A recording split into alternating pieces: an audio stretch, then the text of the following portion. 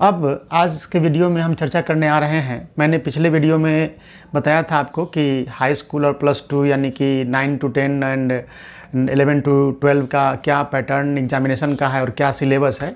आज मैंने उस वीडियो के लास्ट में वादा भी किया था कि आगे चल करके हाई स्कूल और प्लस टू में जो 40 प्रश्न सामान्य अध्ययन के रहने वाले हैं उस पर हम डिटेल से वीडियो बनाएंगे। तो वही समय अब आज आ गया है। इस वीडियो में देख सकते हैं BPSC TRE 2.0 class 9 to 10 and class 11 to 12 syllabus and question pattern, इसमें हम बात करेंगे।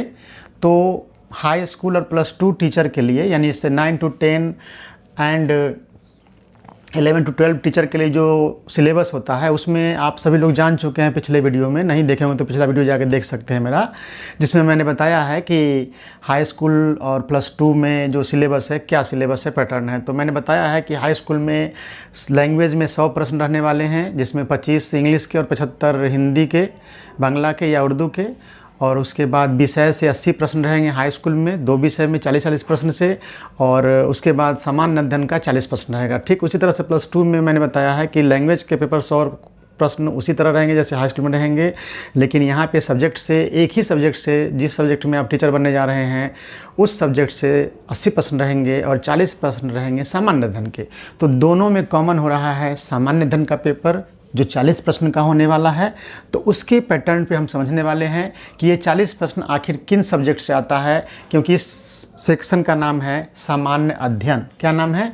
सामान्य अध्ययन। आप कहीं लिख सकते हैं। आप सभी लोग को जो भी मैं क्लास ले रहा हूँ एक कॉपी कलम साथ में रखिए और उसको आप राइट डाउन करते चलिए। धीरे धीरे ऐसे ही करते करते आपका पूरा कोर्स मैं कंप्लीट करवा दूँगा और अच्छे आसानी से। तो यहाँ पे जो इस पेपर का नाम है, total number of question 40 number, और इस सेक्शन का नाम क्या है आप सभी लोग जानते हैं, सामान्य अध्ययन। क्या नाम है? सामान्य अध्ययन नाम है इसका। इस सेक्शन का नाम जिसमें कि 40 प्रश्न रहते हैं उसका नाम है सामान्य अध्ययन। तो सामान्य अध्ययन से कितने प्रश्न रहने वाले हैं? 40 प्रश्न रहने वाले हैं। अब आपको मैं डिटेल में बता रहा हूँ कि ये 40 प्रश्न किन किन सब्जेक्ट से आते हैं। तो देखिए, सबसे पहला जो ये 5 सेक्शन होते हैं, कुल कितने सेक्शन होते हैं? कुल 5 सेक्शन होते हैं फ्रेंड्स। इस एग्जामिनेशन में 5 सेक्शन से मिलाकर के 40 प्रश्न होते हैं। तो 5 सेक्शन में कौन कौन है, यानी 5 सेक्शन और 40 प्रश्न, तो सभी का हिस्सा भी बराबर होता है। जैसे में सबसे पहले मैथ्स रहेंगे, आपको 8 प्रश्न रहेंगे। मैथ्स में कितने क्वेश्चन रहेंगे? 8 क्वेश्चन रहेंगे। अरिथमेटिक, अंकगणित। और साइंस में रहेंगे 8 प्रश्न।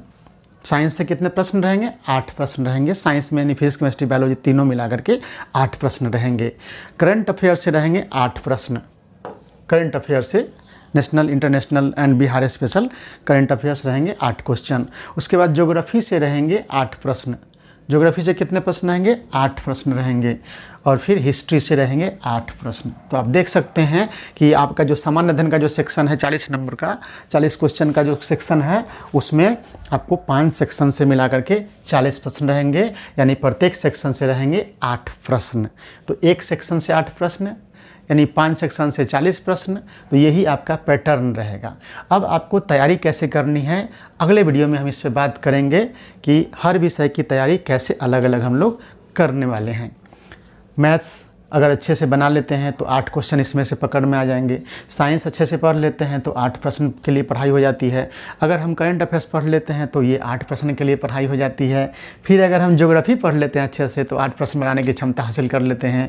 उसी तरीके से हिस्ट्री अगर अच्छे से पढ़ लेते हैं तो फिर से 8 प्रश्न बनाने की क्षमता आप में डेवलप हो जाती है। यानी 40 प्रश्न आपका इस सेक्शन से आने वाले हैं। और जो लोग हाई स्कूल प्लस टू दोनों में बैठेंगे तो दोनों में 40 प्रश्न की तैयारी एक ही ढंग से हो जाएगी, जो काफ़ी फ़ायदेमंद रहने वाला है आपका। तो इसके लिए हम लोग आगे के वीडियो में बात करेंगे।